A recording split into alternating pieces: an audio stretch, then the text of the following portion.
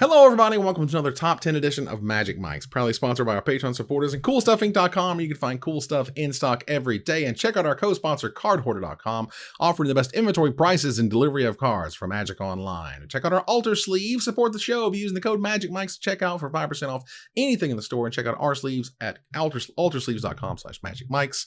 I'm Evan Irwin, and we get started each week by saying hello to my two co-hosts, MTG Nerd Girl. Hey guys, welcome back. Ruben Bressler. Hey, what's up? In that hat. Yeah. I'm cute, huh? Adorbs. We're just debatable. All right. No? Okay, fine. Very cute. Super duper cute. Nerd Girl is on location this week, which is always exciting.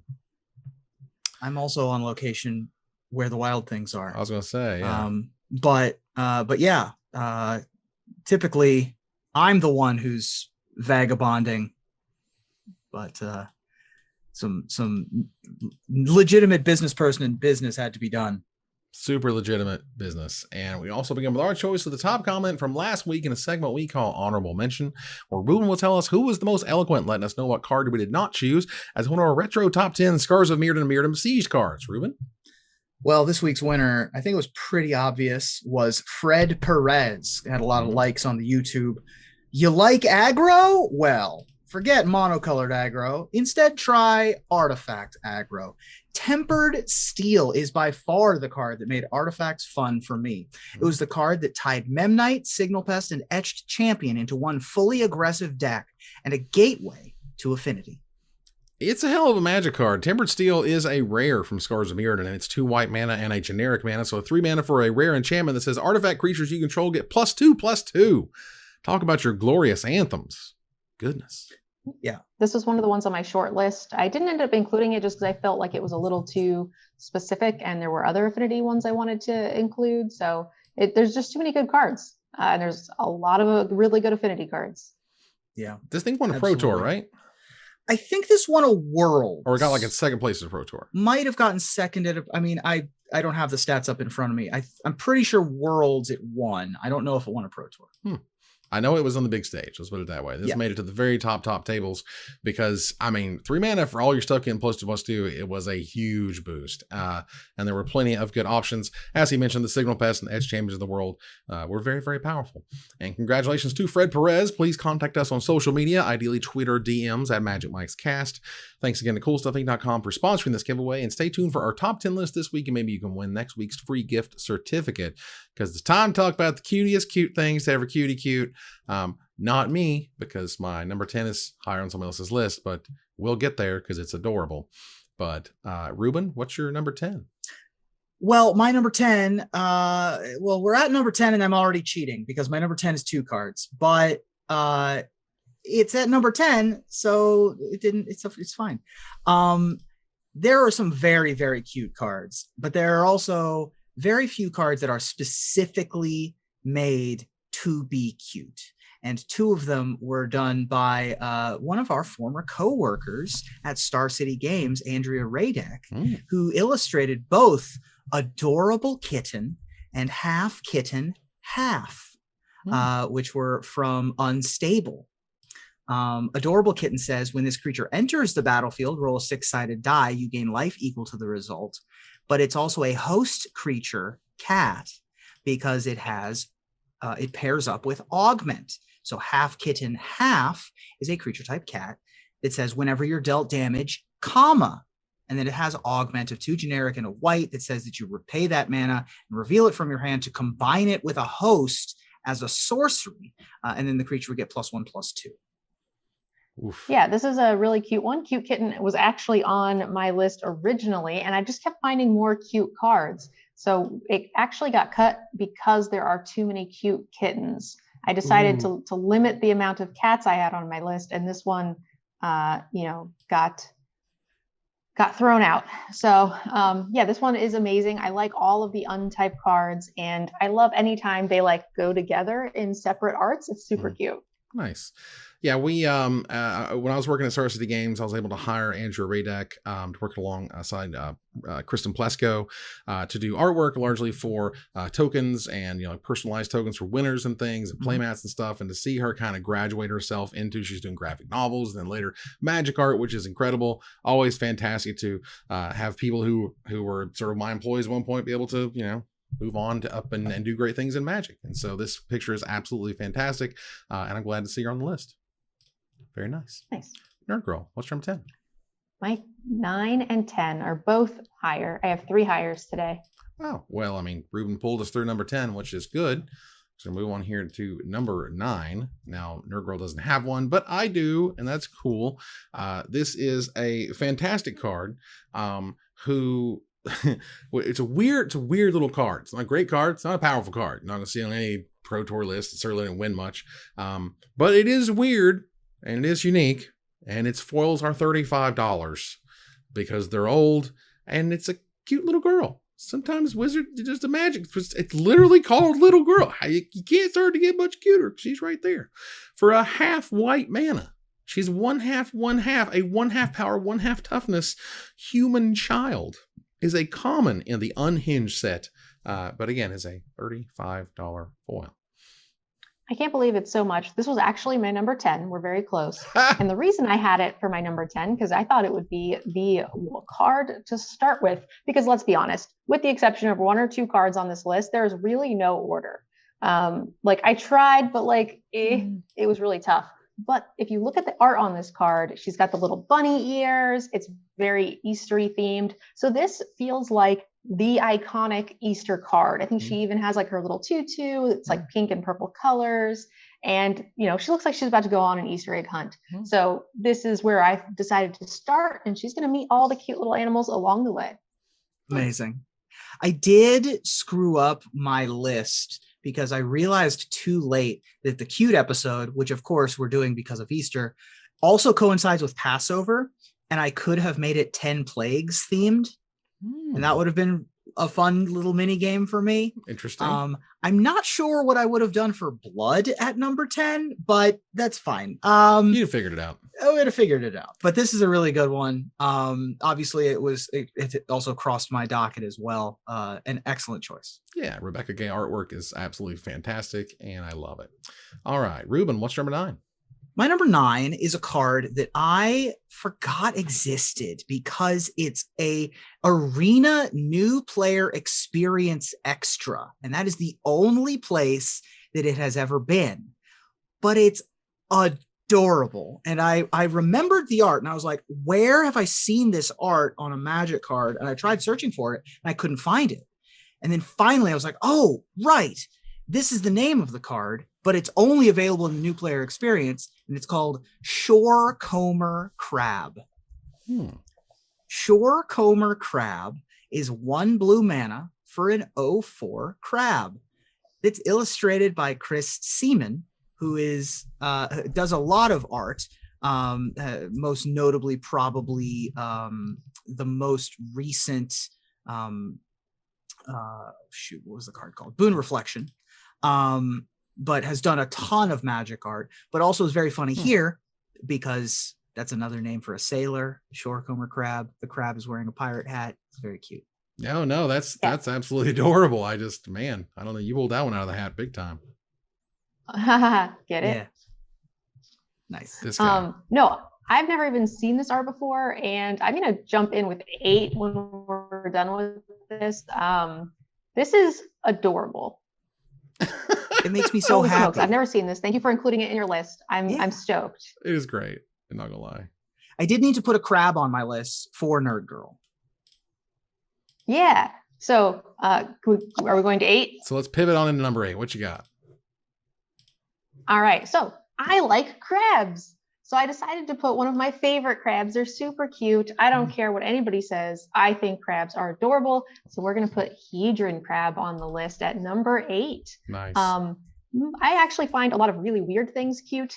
I kind of kept that to a minimal on this particular list and went with more traditionally cute things, but there was no way I was going to put my little purple theme, beautiful art crab on this list. So I'm super happy to have Hedron crab, which is A 1-mana 0/2 crab creature with landfall. It says whenever a land enters the battlefield under your control, target player puts the top 3 cards of his or her library into his or her graveyard. And he's so adorable, and he's got his little treasure. I love him. That's a $6 uncommon. That's a $6 uncommon. That's ridiculous. Yeah. I mean, it was way too good and limited, first of all, because it mills 3 and not 2. And that's honestly why it sort of probably pops in that $6 range and is very unique. And it's super adorable. You got to hand it up to the crab. I mean, little pinch. Yeah. Little pinch. So he's playing vintage in Dredge, as far as I'm aware. Also Wow. a great way to mill yourself in any format. The fixed version, being Ruin Crab, is also a standard powerhouse. So, but yeah, this little guy's adorable, fits the flavor text perfectly. And yeah, I love it. And it's a $40 foil. A $40 Sure. foil as of this recording. Goodness gracious. Holy smokes. I know, right? My number 8 is higher on somebody else's list. My last higher. But Ruben, what's your number 8? My number 8, I recall from my what I look back on as my salad days of Magic, my Halcyon days, where I had just started playing. I learned how to play Magic about 3 weeks after Exodus came out. Mm.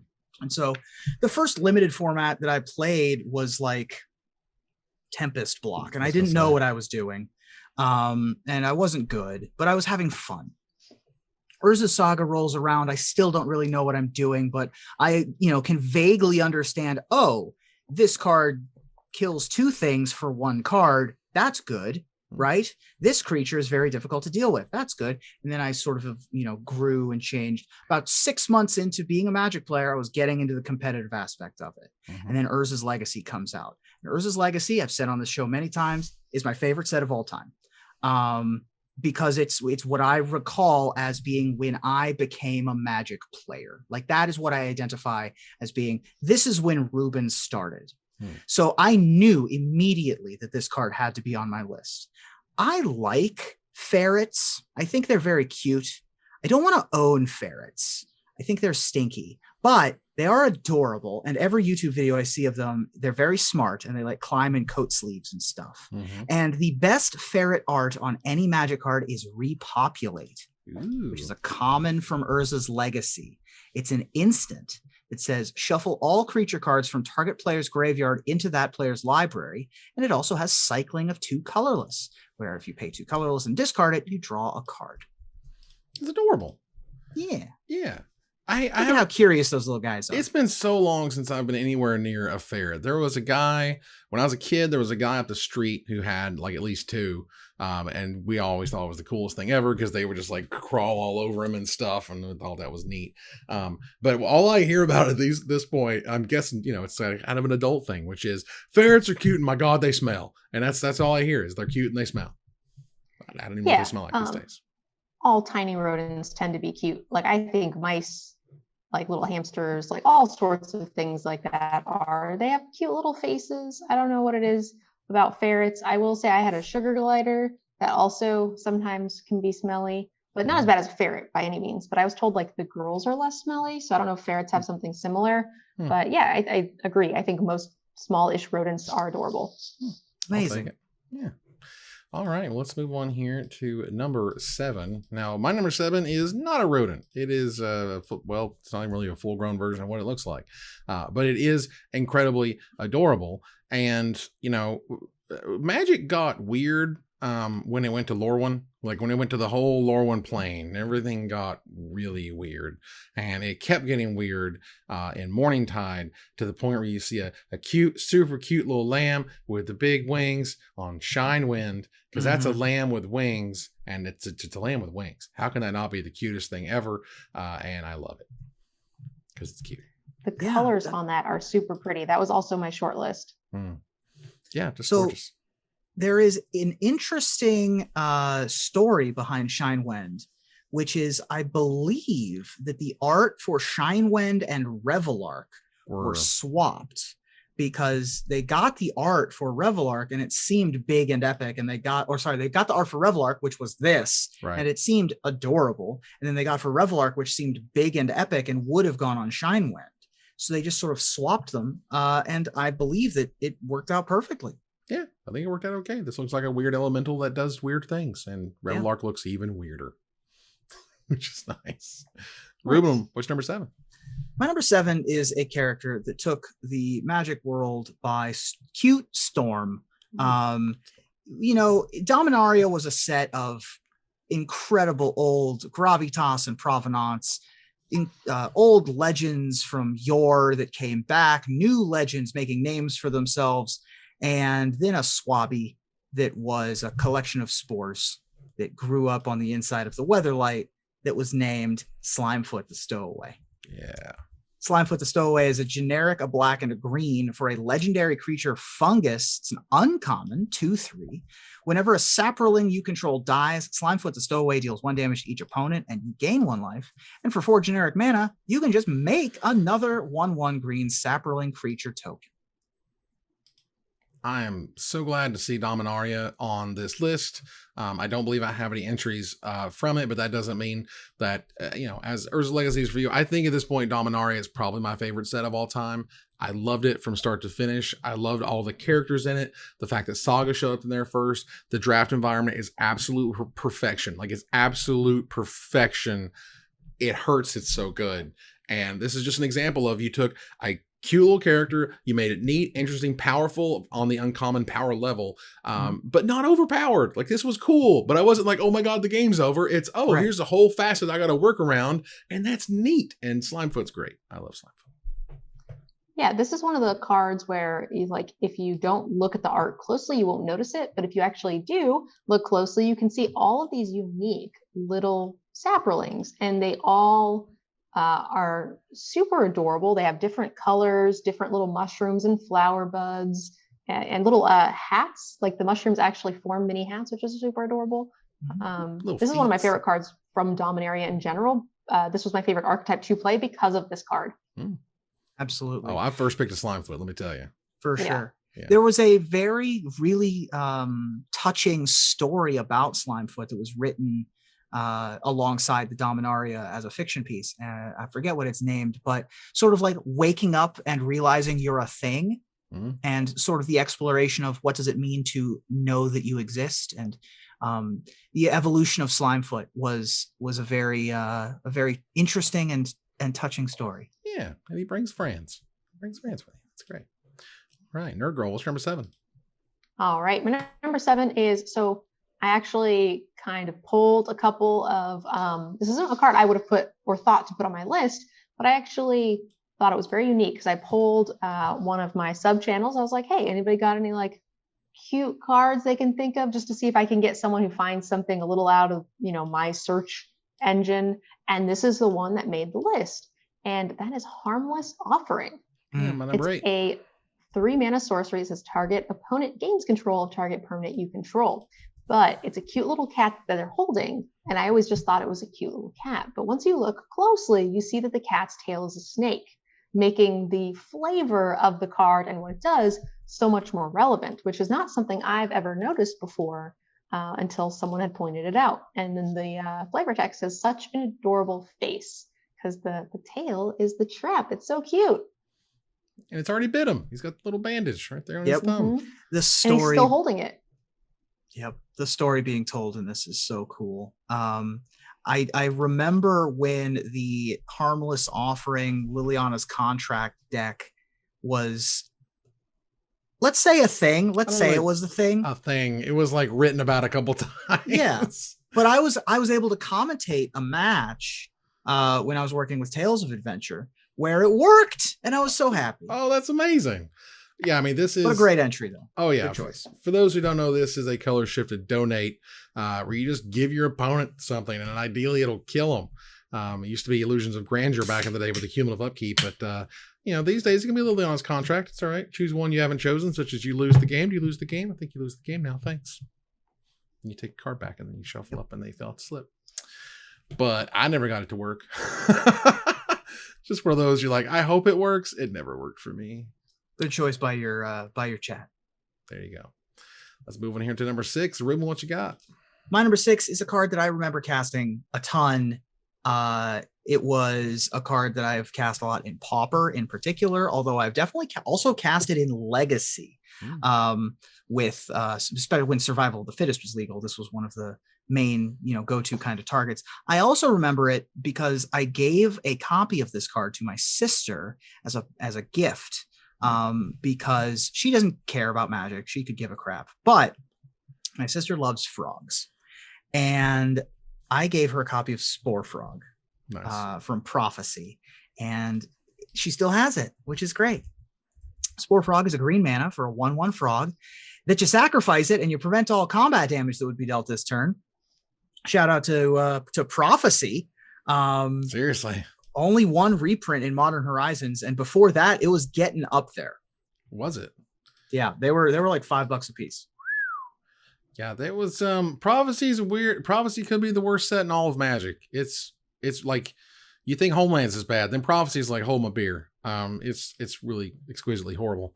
But it's nice that Modern Horizons got to bring us back a little silliness and bring this guy into the format. Sometimes you just need that one mana something that sacrifices to do something, and this is kind of what Spore Frog does. Yes, Spore Frog is gross cute because it's got like the little spores being released on its back. It's looks like it was reprinted in, I guess, Modern Horizons. I'm also seeing a Deviant Art expansion of it where it shows the entire environment with a bunch of little frogs, which is super adorable. Oh. Let me see if I can post this for you. And they're kind of cute. And if you guys want to pop that up on the show too, this really shows you what a cute little Spore Frog family can look like. Nice. Well, I will include the link in wow. Here. It's a whole Spore Cloud. Oh my gosh. Family. I'll put it here There's in the chat. So you guys can check of them. There's so many. That's cute. Adorable. Can I buy this print?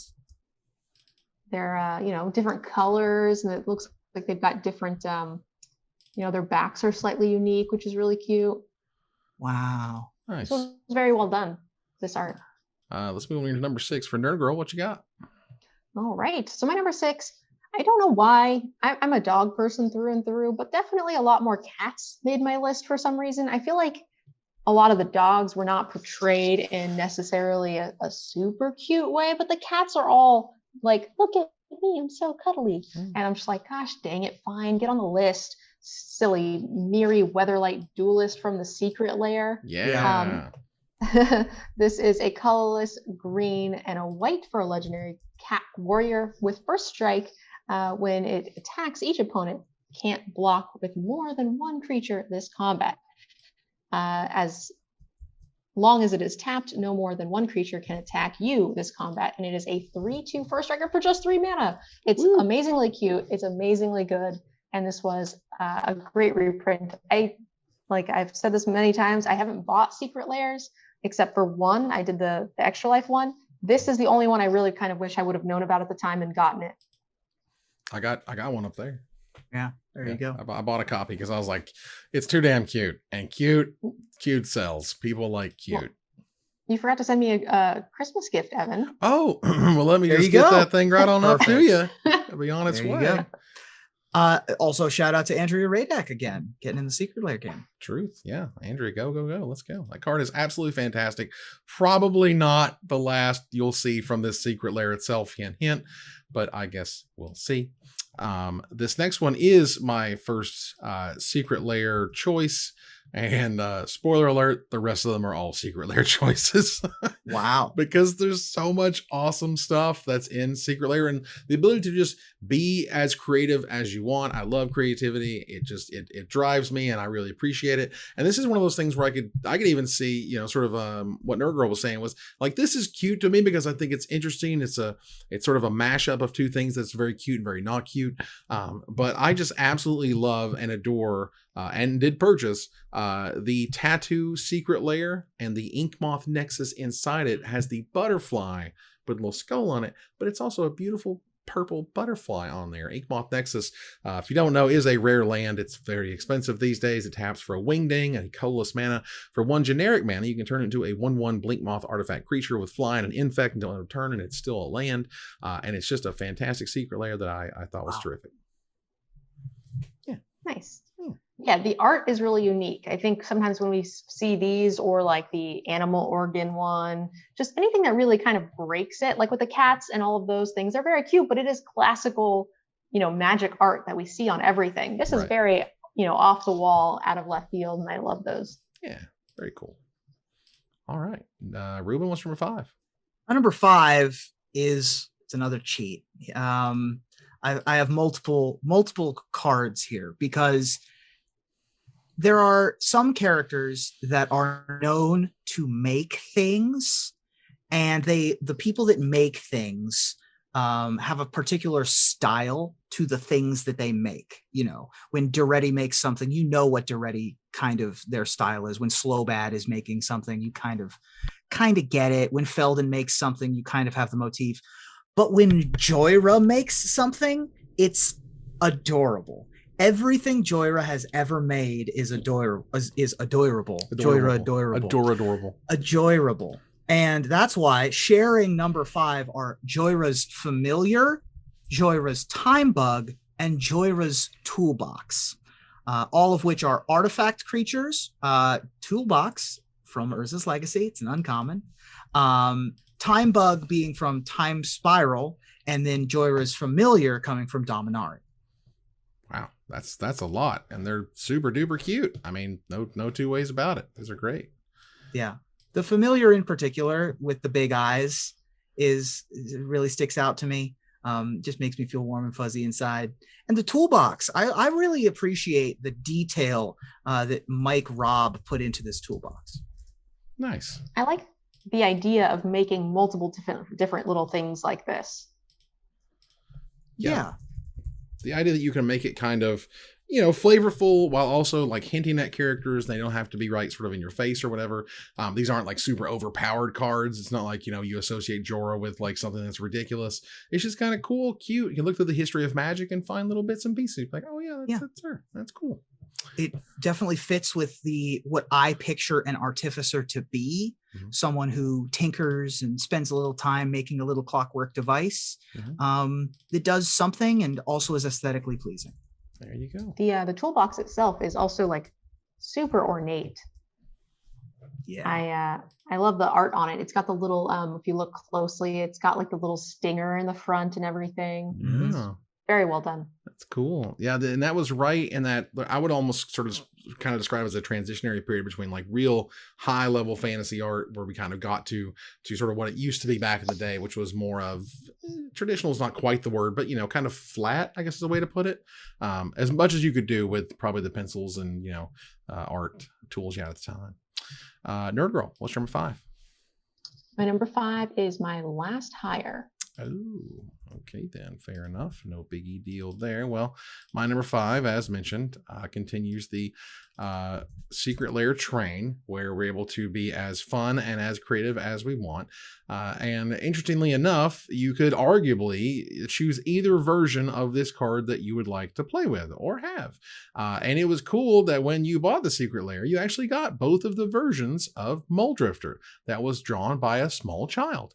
And when you checked out the Magali version, who's aged 41 at the bottom, which is important, is just absolutely super adorbs for what it is. And that cute little crooked little smile right there is awesome. And Mulldrifter's a great card, and it all just kind of comes together for a blue mana and 4 generic. So 5 total for a 2/2 elemental with flying. When it enters the battlefield, you draw 2 cards and you can evoke it for a blue and 2 generic mana. So that's Mulldrifter. So this is the whole reason I bought the Secret Lair one. I don't care about the Crater Hoof.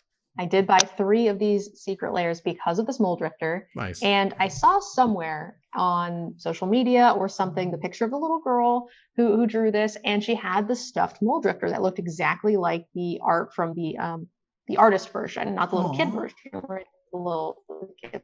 Premium stuffed fluffy, and it was super adorable. And I was like, where do I find this? And I drove myself crazy trying to find it, and then I couldn't find the original picture that I saw it in.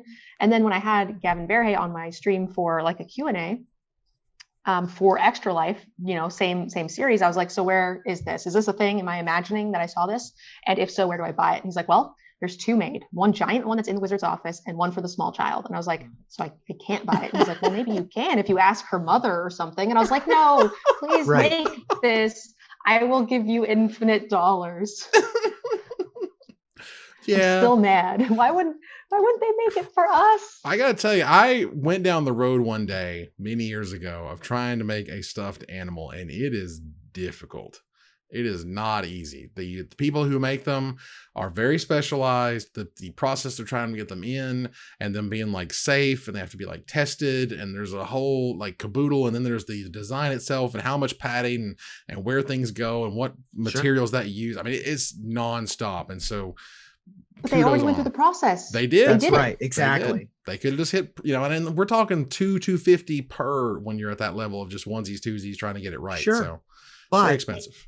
He said they wanted to make something very unique and special just for her, which is fair. Can we make her like a jumbo one and just like sell the cute ones to the plebs, please? get a squash pillow sized one for her and then a little handheld one for the rest of us. I mean, it's not like Wizards of the Coast hasn't done this before, where they didn't realize that there would be demand for a character. For example, Fabulthip is the one that comes to mind. Mm-hmm. And then suddenly there's a Fabulthip dice bag, right? Yeah, like this has happened before. Right. So get on it, Wizards. Let's go. We want Secret Lair Mulldrifters in the Hasbro shop, please. See, that'd be great. Let's go. All right. Let's move on here to number 4. Nerd Girl, what's your number 4?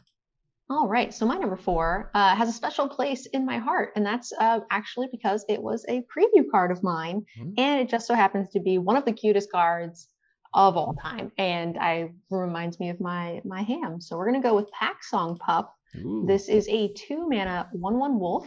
For a colorless and a green, you get at the beginning of your combat on your turn, if you control another wolf or werewolf, put a +1/+1 counter on Pack Song Pup. When Pack Song Pup dies, you gain life equal to its power. This little guy is just the cutest thing. You could hear his sad little awoo. You know, you see those videos on TikTok or whatever that pops up on your Facebook of just like the dogs that are too small to actually howl. And they're just and they try to they're trying so hard. They're trying so hard to awoo and they can't awoo. They can't. And he looks like he's all tough, right? Like he's in the front and he's like awooing, but then the pack in the back looks super badass. Mm-hmm. Such a cute card. And again, as a preview card, it has a special place in my heart too. This card's really good in limited. Like it is. That too. Real. I hate it. This thing is stupid. Like you got to answer it like 2 turns or it's just going to kill you as a 6/6. Like that's just what it does. Yeah, it's out in front of the rest of the werewolf pack. Just like in games of Magic, this thing will run you over. I definitely get the same sort of awoo, but trying to like not quite knowing how to wolf howl yet vibes is definitely right. I love it. Ruben, what's your number 4? My number 4 is somehow the only mouse that has ever been printed in Magic the Gathering. I don't understand how this is the only mouse that has ever been printed in Magic the Gathering, but here we are. It's a very specific kind of mouse. A jerboa is a type of mouse that's often found in grasslands and savannas. They have very long, jumpy back legs, and they have a long tail for balancing and getting away from things. And Canyon jerboa is absolutely adorable. Nice. Canyon jerboa is 2 generic and a white for a 1/2 mouse with landfall. Whenever a land enters the battlefield under your control, creatures you control get +1/+1 until end of turn. Speaking of things that will just run you over, this thing is absolutely, I mean, this thing is an overrun in a can in many cases, depending on your deck. So there's something that makes a mouse token is the only other thing I can think of. There's like the carriage and Eldraine, right? I think yes. They made 2 mouse tokens, yeah. But I don't know if that counts. So this Enchanted was actually, Carriage, you're right. Jerboa was on my list at first. And because there were so many cute creatures, it fell prey to being one of the first cute creatures I found. So what happened is I filled up my list and I kept finding more things and just replacing things without actually knowing which one I'd prefer. So it just kind of met its fate that way. This is definitely one of the cutest cards. And it's also very fun to play. I mean, look at those big feet going up in there, and then big old eyes, and the pink ears are super long. Very, very cute. I like it. All right. Very cool. All right. Well, this, I found something I felt was kind of interesting which was essentially, I tried to look at as many tokens as I could because I felt there was a lot of cuteness in tokens. And it's hard to find any particular token that you may or not like more than others. I'm going to try to bring it up here.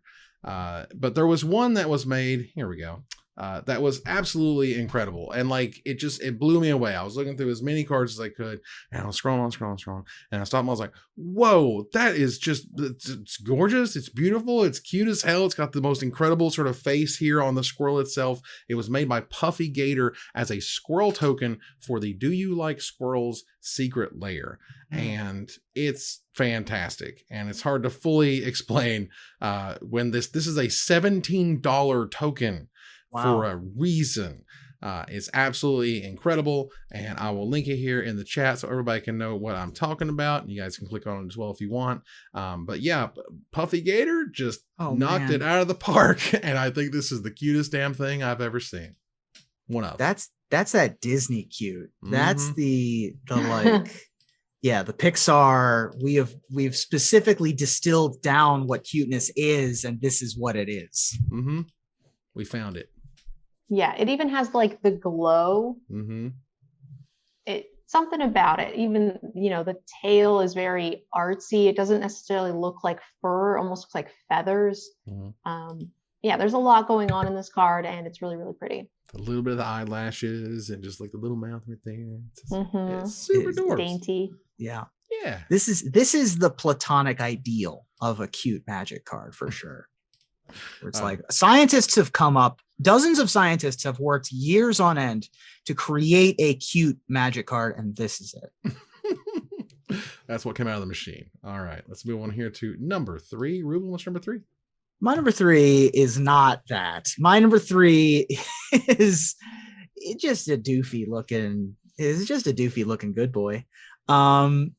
Sometimes art is cute, not because it's particularly, Disney animated or particularly, big eyes or fur or rolling over on its back.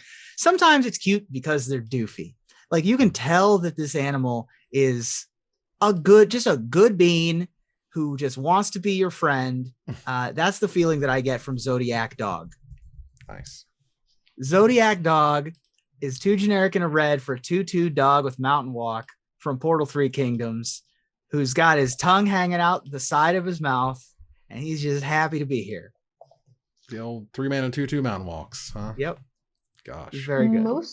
Most of the dogs are very derpy looking, like the Rest in Peace Secret Lair. There was also whatever the dog set was more recently. There, just all the vanilla ones. They're all like on their back. They're kind of shaggy looking, and their tongue is flopping out, and it's adorable. It really is. But like most of the dogs we see in Magic are portrayed this way as more of like good boy, as opposed to cute puppy, which is what we get with a lot of the cats that we see. Yeah, I love all of these. This dog looks amazing. I like big dogs a lot. That is a $13 common.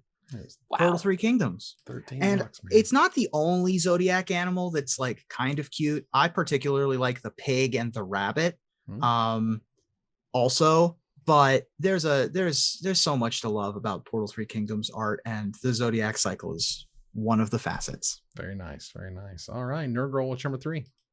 All right, so this is a one that I don't know if I hadn't seen it. This was a recommended one by polling my audience, and I had never seen this, and I was just like, holy smokes, this is actually really cute. So I would be impressed if like this is on any of your guys' lists. And my number 3 is a Hyalopterus lemur. Lemur, actually. Lemurs, yeah. Lemur. My number 10. So this is it just says summon lemur, and it is a 5-mana 4/3 flying and 0 mana. It gets flying and -1, -0 until end of turn. So you can just activate it, make it fly, make it a 3/3 flyer. Yeah, the story behind this card is that there weren't the greatest art descriptions in the world when Magic first started, and Ice Age was one of the first sets ever made. And they got the Hyalopterus part, which I think is the wings that are kind of shimmery and see-through. The lemur part is not a lemur. They didn't supposed to draw a lemur. The lemur is like they were supposed to draw a lemur which is an exorcised spirit of the dead in Roman religious rites. But they did not define that in the art description. And they had to run with it in the flavor text. They're just like, well, we should talk about how the lemurs were really scary, because the lemurs looked harmless, even though they were supposed to not be that. But well, the funny thing is I saw the art and I just, you know how your brain fills in the blanks? Yeah. I just read lemur. Right. Exactly. And so did they. So did the artist. And then they called that back in Viscid Lemurs in Time Spiral, where the flavor text is like, lemurs? Is that all? Oh, crap. These are coming. Very nice. Very nice. So very good. Yeah. For my number 3 here, it was tough for this particular secret lair I'm talking about, because the whole damn secret lair, you know, when they mean to be cute, you know, it's all just cute. Everything's just crazy cute, and you got to pick something, whatever. And so of the chibis, I went with the Johnny Mentor of Heroes secret lair chibi version, because it's adorable, because it's cats, you know, whole host of reasons, which is great. And this one, for you don't know, showed up in Journey into Nyx and is a Pro Tour winner, right? This is a Pro Tour champion card. Yep, sure a white, green, and 3 generic mana for a 4 loyalty planeswalker, legendary planeswalker of Johnny. For +1, you distribute 3 +1/+1 counters among 1, 2, or 3 target creatures you control. +1, look at the top 4 cards of your library. You may reveal an aura, creature, or planeswalker card from among them and put them into your hand. Put the rest on the bottom of your library in any order. And -8, you gain 100 life. A hundo. Yeah. Yeah. That's a lot of life. A lot of life. That's a lot of life. All 5 of the planeswalkers are spectacular. I really enjoy how they somehow made Ashiok cute. Ashiok was right there. That was going to be my choice. Shocking to me. Right there with little butterflies. So this cute. is an artist named Uta Natsumi, who is famous for the Candy Pot art books. And did the entire secret lair. If you have not looked at them, you should go look at them. They will make your heart happy. They are gorgeous. All right. Yep, I got playmats for all of the secret lairs. They're very adorable. They also, I think it's kind of like anytime you shrink something down and give it really big eyes, it just is going to get cute. I don't think it really matters what it is. I think that the challenge would be to shrink a thing, give it big eyes, and have it not be cute. Right. So I don't know if it's possible. Right. Well, the Photoshop challenge is to take our heads and shrink them and make our eyes really big and make the cute versions of all 3 of us. It would be adorable. All right. Let's move on here to number 2. Ruben, what's number 2? My number 2 is a 2-mana 2/2. Oh, God. And it was always going to be number 2 on my list. As soon as I knew we were doing cute stuff, it was going to be this card, because every little cub has its mother's teeth to guard it. My number 2 is Bear Cub. Yep. Portal Second Age. My number 9. Nice. It would have been the second one that you said on your list. So you're also we're on the same wavelength. That's what it is. It's a 2-mana 2/2. It does 2-mana 2/2 things. That's what it is. Which is great, because it's a bear and it's very, very good. It's a very good boy. Very good boy or girl. We don't know. Yeah. That's okay. Yeah, there's a reason we call 2-mana 2/2s a bear. Absolutely. Because the cards like this, it's grizzly bear, bear cubs, all the berry things. Yep. And I just think that it's looking at the bee. It's just sitting there and being, again, a derp, a little bit of, head empty. It's got a little of the Winnie vibes there. Things can be cute, but if they behave in such a way, they're not cute anymore. And if you're behaving in a specific way, if you're behaving cute, tilting your head, rolling over on your back, being a little bit off kilter, that's gonna make all of the it's gonna bring it all together. And this card has it all.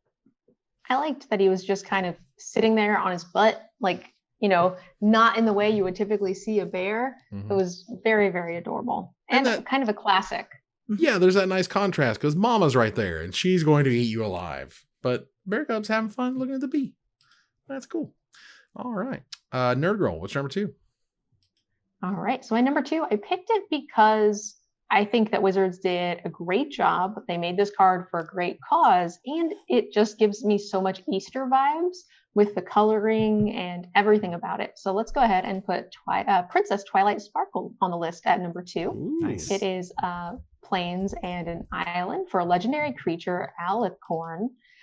It is a 2/2 with flying. Other Alicorn horses, Pegasi, ponies, and unicorns all get +1/+1. So that's pretty cool, Horse Lord. And then also for Wooburg, if you control Applejack, Fluttershy, Pinkie Pie, Rainbow Dash, and Rarity, every pony wins the game. Oh, Every pony. Every pony wins the game. So the game just kind of ends. It's adorable. I will note that a lot of those cards are not created. So I'm hopeful that they will make another set of this. I was thinking they would the next Extra Life year, but they didn't. And then the last thing I want to talk about is the flavor text. It says, friendship is not always easy, but there's no doubt that it's worth fighting for. So it's cute, it's fluffy, it's Eastery, and we're fighting for friendship. And it's expensive. I Wow. love it. All 3 of those are over $150 now. That's a lot. Well, they weren't available very long. It's true. So Yeah. what this is a great entry. I love this. And I do That's hope terrific. that they come out with another secret lair so that we get those other named characters sometime in the future. I feel like, they leave those breadcrumbs out because one day they'll want to come back and they'll be like, what do you want to do for the, My Little Pony? We already have it in plans. We got it. So for my number 2 here, this is one that I had alluded to earlier, being not the only one from a certain secret lair you were likely to see. Because look, I was close. All right. I was close on a lot of the OMG Kitty stuff for a whole variety of reasons. But there's just something ungodly cute about a cat with a knife in its teeth. And that's Leonin War Leader. It's just incredible. This is your number 5, Nerd Girl. Mm-hmm. Very nice. And I just think this card is absolutely freakishly crazy adorbs, and I love it. It's 2 white, 2 generic mana for a 4/4 rare cat soldier that says whenever Leonin War Leader attacks, create 2 1/1 white cat creature tokens with lifelink that are tapped and attacking. And yeah, this card's also in standard, by the way, if you don't know, because it's part of the arena starter deck thing, even though it's kind of not in standard, but it is standard legal. Even though it says it's not legal in Scryfall, it is on arena, but it's not in real life. Magic 2022, everybody. Yes, that is a complicated side of Magic for sure. I've had some situations with like tournaments where people were trying to register them and it wasn't like Melee wasn't letting them because they're going off of the Scryfall definition of, cards that are legal, and Arena, you can shuffle up and play it, but you couldn't register it in a tournament. But besides that, this was my number 5. As more of a dog person, I am just I will admit the cats in Magic are by far cuter, which is hard for me to say. But just the secret lair alone, I don't know if you could make anything cuter.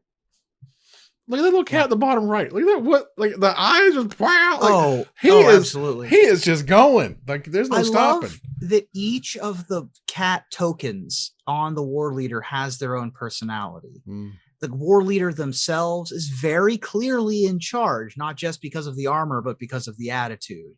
I think if they made an OMG puppies, it would sell as well as the OMG kitties. People love dogs just as much as they love cats. And so I look forward to the day when we can get, our pack leader, our Rin and Siri, Selfless Savior, get those into a thing together, because there are cute dogs and we do want to put them on our lists, but the OMG kitties was so powerful.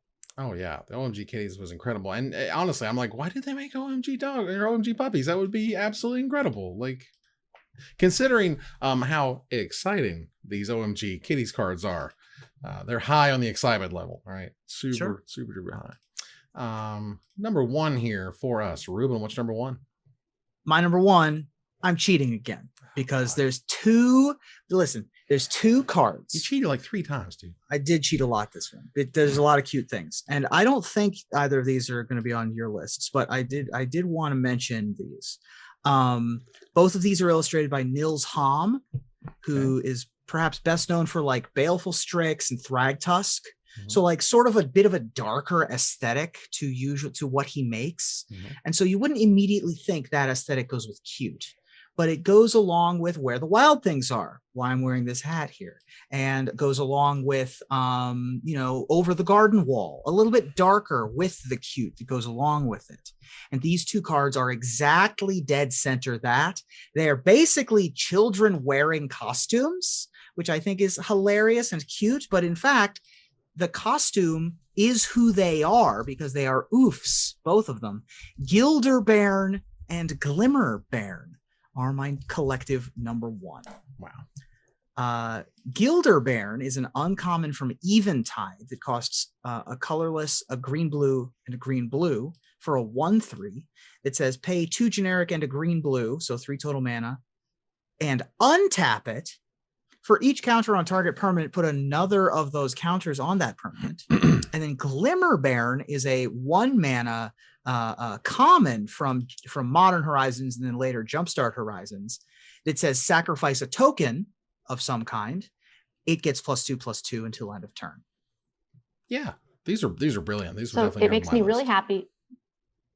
Go ahead. Sorry, this makes me really happy that you put this on your list. And I'm going to tell you a quick little story time. So I did on Blake's podcasty thing when the mystery boosters came out. The Gilderbairn is in it, and we were doing a live stream on the podcast with a bunch of professional streamers and a bunch of big names. And I saw this and I had never seen it before.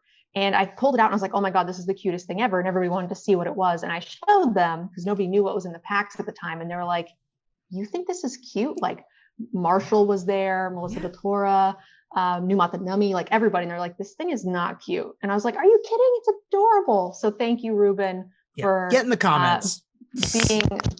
Being a kindred spirit in this situation, because I think it's adorable. Yes, I think it's adorable. For me, this was definitely on my short list, if nothing else. I mean, I like the aesthetic. It definitely looks almost like a children's book type of illustration, and it gives a very unique vibe that is hard to kind of get across on Magic cards. That's both like creepy and kind of wondrous, maybe quizzical, enchanting type feel, like it's different, it's weird, it's unique. It reminds me a little bit of like Labyrinth, where it's like it's a little scary, but it's really intriguing, even though it's kind of scary, and that's part of what's cool about it. Yeah, the small children in the arts, or let me rephrase, the oofs that look like small children wearing costumes in the arts have such a enchanted, mysterious aesthetic to them, and I'm just drawn to that aesthetic, and it makes me feel warm and fuzzy inside. I can just look at these arts all day, like literally I've been staring at these arts since our number 2s, and they just make me happy. It's wonderful. Nerd Girl, what's number 1?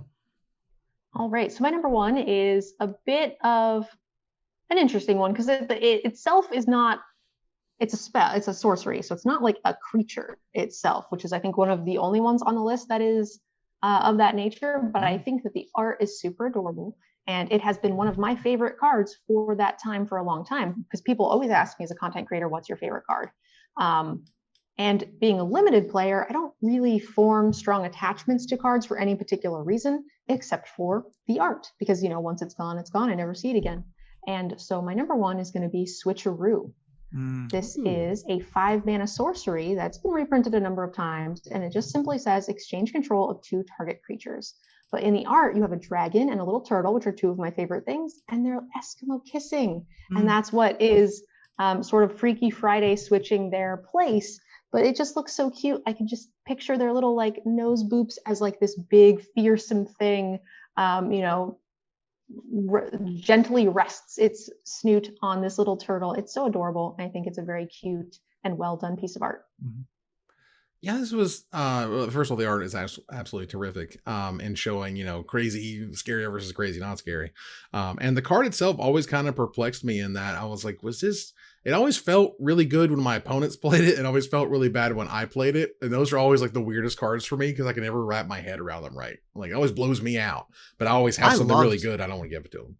I played a ton of this card in Limited. I have multiple copies of this effect in one of my commander decks. Nice. Of just like exchanging control of stuff. Because in Commander, that's cool. Like exchanging control of things in Commander is fun. Like that's political. And then in limited, especially in blue, you can have a horned turtle and steal your opponent's dragon, just like is in the art.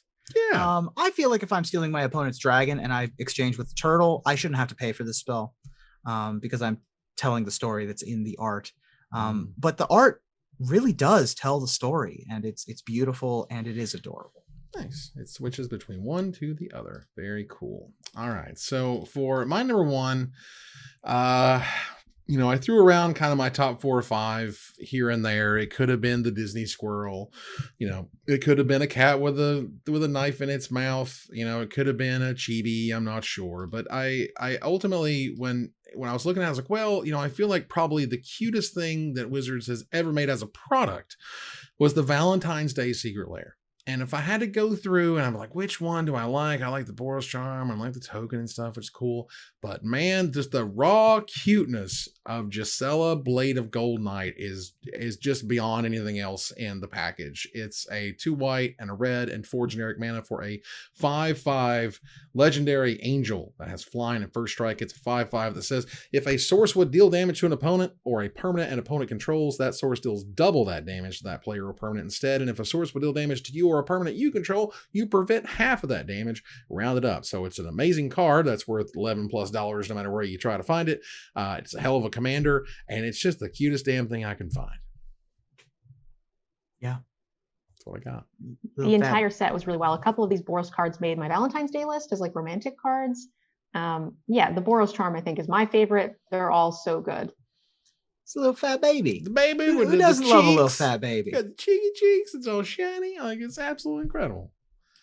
So that was a fantastic job by Brandy Milne, who illustrated that one, which is very cool.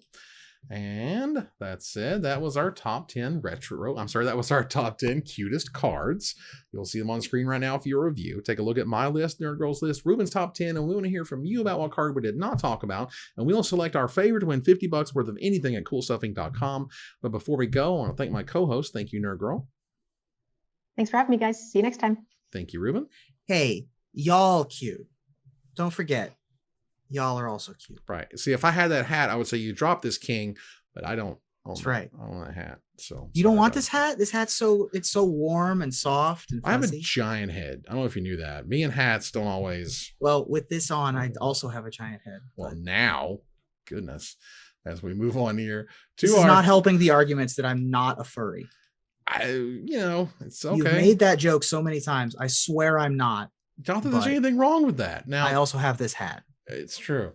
So we go to our final slide here. I want to thank our sponsor, CoolStuffInc.com, our co-sponsors, CardHoarder.com and UltraSleeves.com, my co-host, MTG Nerd Girl and Ruben Bressler. You guys for watching and listening. I hope you support us at Patreon.com/MagicMikes. Follow, like, tweet, favorite, share, subscribe to everything social that tells people we exist. Catch us online at Twitch.tv at Magic Mikes, on Twitter at Magic Mikes Cast, our Magic Mikes subreddit, like the Magic Mikes page on Facebook.